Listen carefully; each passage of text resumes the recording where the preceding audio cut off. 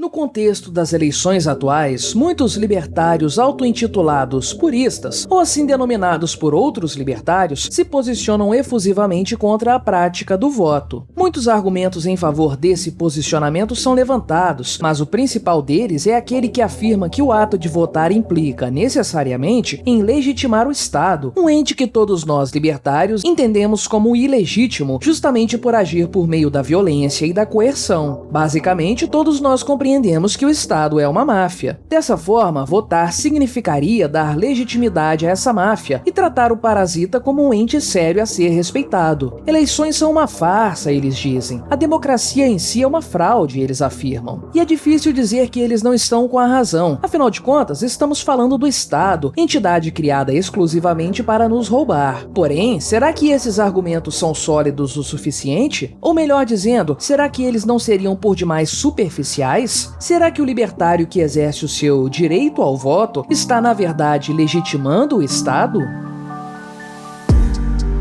Este é o canal Quinta Essência e eu sou o Gabriel. Se você gosta do conteúdo que eu produzo aqui no YouTube, deixe o seu like e o seu comentário neste vídeo. Se inscreva no meu canal e considere se tornar membro patrocinador do meu trabalho com valores a partir de R$ 1,99 por mês. Basta clicar no botão Seja Membro aí embaixo. Tem circulado com muita frequência uma citação de Lysander Spooner, regularmente acompanhada de sua imagem retirada do livro No Treasure, e que diz algo como: um homem não é menos escravo porque ele está autorizado a escolher um novo mestre de vez em quando. Como grande fã da obra de Spooner, eu concordo com essa frase desse que é um dos proto-libertários mais importantes da história. Porém, utilizá-la no contexto das eleições para justificar a posição de que libertários não devem votar é um equívoco, e eu explicarei esta minha posição. Sim, o Estado, sendo um ente coercitivo, nos trata como verdadeiros escravos. Não somos livres para fazer o que bem entendemos de nossas vidas. Somos obrigados a entregar a esse parasita parte substancial dos ganhos de nosso trabalho e, especialmente, o que mais caracteriza um caso de escravidão, não podemos romper nossas relações com o Estado que nos controla. Não somos plenamente livres, disso ninguém duvida, e até mesmo indivíduos que não se consideram libertários concordariam com isso. Votar seria, portanto, apenas escolher um novo capataz. A partir daí, podemos dizer que libertários não deveriam votar, com base na afirmação de Lysander Spooner? Bem, a coisa não funciona assim,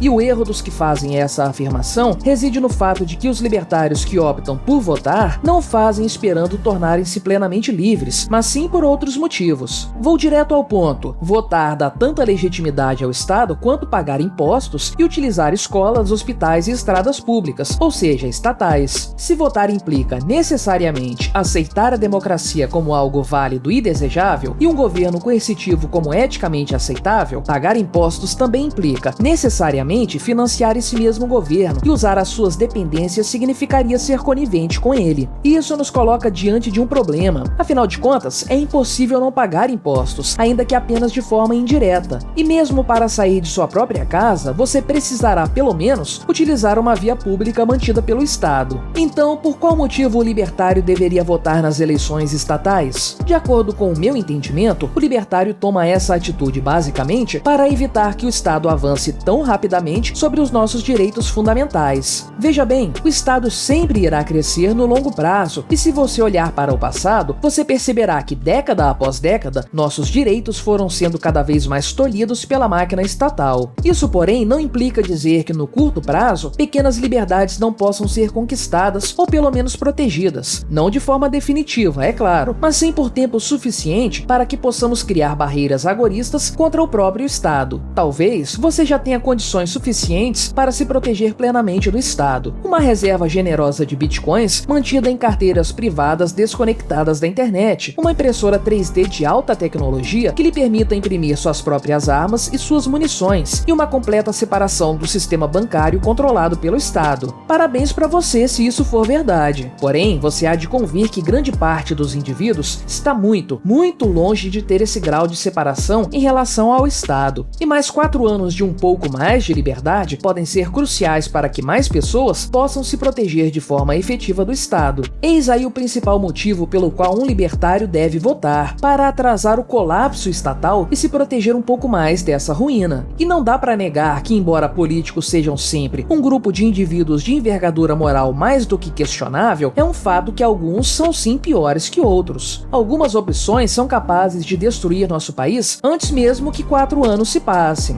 E pode ser que a maior parte dos 200 milhões de brasileiros não estejam bem preparados para enfrentar essa situação.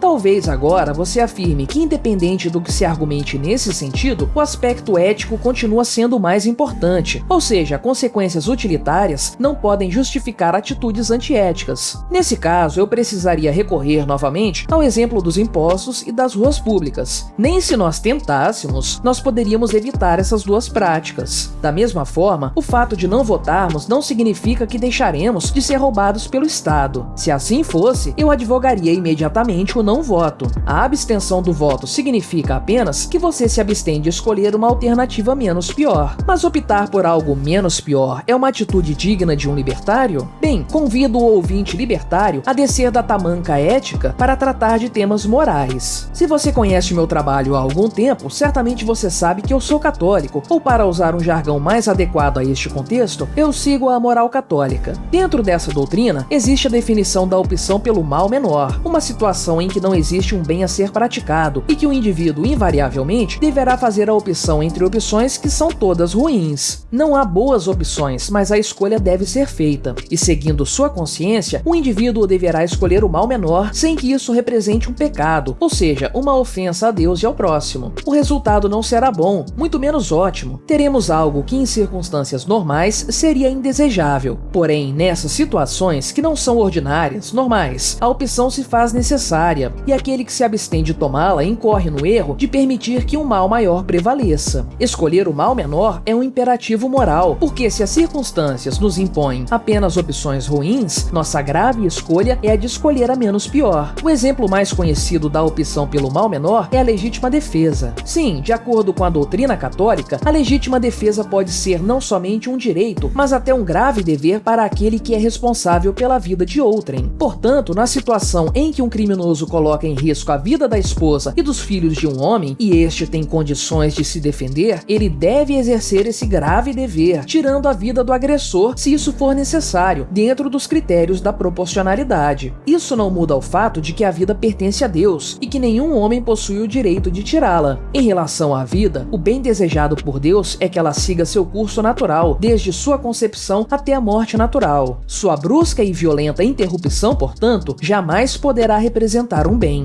No caso em questão, ela é um mal. Porém, a morte do homem ou de seus filhos e esposa, todos inocentes, seria um mal muito pior. Portanto, a opção pelo mal menor se faz necessária, não porque a morte do criminoso é algo bom em si, mas sim porque a alternativa seria muito pior. Esse é o grave dever da legítima defesa. Mas nesse caso, não existe a não opção, ou seja, optar por não fazer nenhuma escolha? Se você pensar nesse caso do criminoso, você terá essa resposta. Abster-se de optar pelo mal menor significa simplesmente permitir que o mal maior prevaleça. E no caso da política, de fato, não há nada que seja bom. A opção boa seria o fim do Estado, com liberdade total para os indivíduos e ausência de coerção por parte de máfias organizadas. Mas ainda estamos longe de possuir essa possibilidade. O que temos hoje são más opções. Contudo, algumas são piores do que as outras. E não há dúvidas de que um possível governo Lula, com toda a sua depravação moral generalizada, seu apoio a pautas socialistas, tanto no âmbito econômico quanto na área das liberdades individuais, e sua declarada intenção de destruir os poucos avanços conseguidos nos últimos anos, é a pior de todas as opções. A ausência de boas qualidades em Bolsonaro não representa um problema maior do que o socialismo de Lula. É fácil, nesse caso, identificar qual é o mal menor, e a opção pelo mal menor não o legitima, assim como matar um agressor não significa desprezar a vida humana. Também nesse caso, essa opção deseja apenas evitar o mal maior. De qualquer forma, essa é uma questão de consciência individual. Cada um deve pesar os prós e contras da opção pelo mal menor e também avaliar se essa dicotomia se aplica de fato às eleições deste ano. A minha opinião você já a conhece. Políticos são parasitas e o Estado é uma máfia, e deles nunca podemos esperar um bem duradouro, muito menos definitivo. Mas existem sim políticos piores que outros, e se queremos nos proteger proteger do Estado, é bom que tenhamos mais tempo para fazê-lo. Independente do rótulo de libertário que possa ou não ser atribuído a mim, ainda resta clara em minha consciência a necessidade de votar para evitar que um mal maior se abata sobre nosso país. Obrigado por assistir este vídeo até o fim. Agradeço especialmente aos super apoiadores do meu canal: Luiz Otávio Mata, Vitor Braga, Vini Lima, Roberto Medeiros, Silvio Guilarducci, Bob Dias, Murilo de Melo, São Mises, Luiz Gouveia, Lucas Clementino, CHB e Papa Hardware. Até o próximo vídeo.